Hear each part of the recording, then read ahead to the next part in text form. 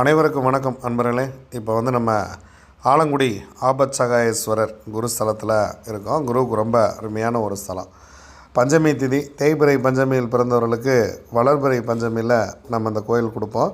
So நான் இந்த கோயிலுக்கு போயிட்டு வந்தேன்.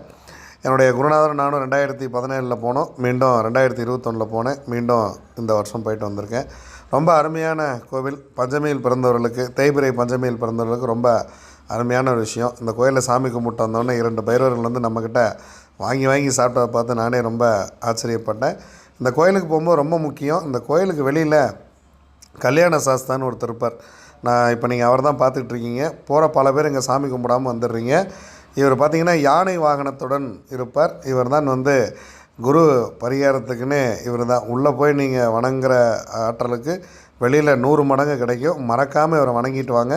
வாழ்க்கை மிக மிக சிறப்பாக இருக்கும்.